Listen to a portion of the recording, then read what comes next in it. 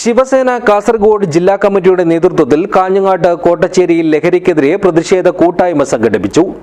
പാർട്ടിയുടെ വടക്കൻ മേഖലാ കൺവീനർ അനൂപ് മാമ്പറ്റ പരിപാടി ഉദ്ഘാടനം ചെയ്തു.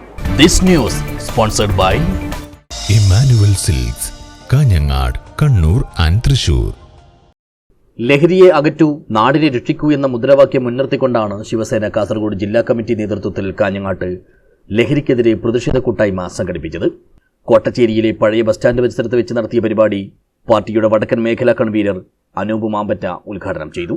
കഴിഞ്ഞ കുറേ കാലങ്ങളായി രാജ്യത്തെ അടക്കി വാണിരുന്ന വിദേശ ശക്തികൾ, അതിൽ തീവ്രവാദ പ്രസ്ഥാനങ്ങളും മതമൗലികവാദ പ്രസ്ഥാനങ്ങളും ഈ രാജ്യത്തെ തകർക്കാൻ നോക്കിയപ്പോൾ അതൊന്നും സാധിക്കാതെ വന്നപ്പോൾ അവരുടെ തീവ്രവാദത്തിൻ്റെ മറ്റൊരു മുഖമായി നമ്മുടെ യുവത്വത്തിൻ്റെ തലച്ചോറിനെ ചിതലരിപ്പിക്കുന്നതിന് വേണ്ടി മയക്കുമരുന്ന് നമ്മുടെ രാജ്യത്ത് അനുസ്യൂതമായി ഇത്തരം വിഘടനവാദ ഗ്രൂപ്പുകൾ വിതരണം ചെയ്യുകയാണ്.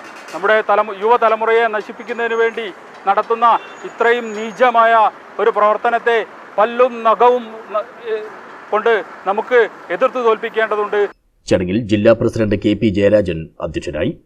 X service Rajapuram unit president Prasad O Nair, ജില്ലാ secretary Karimbil Balachandran, Seema Madhu, T P. Pushpaja, A C. Shobha തുടങ്ങിയവർ സംസാരിച്ചു.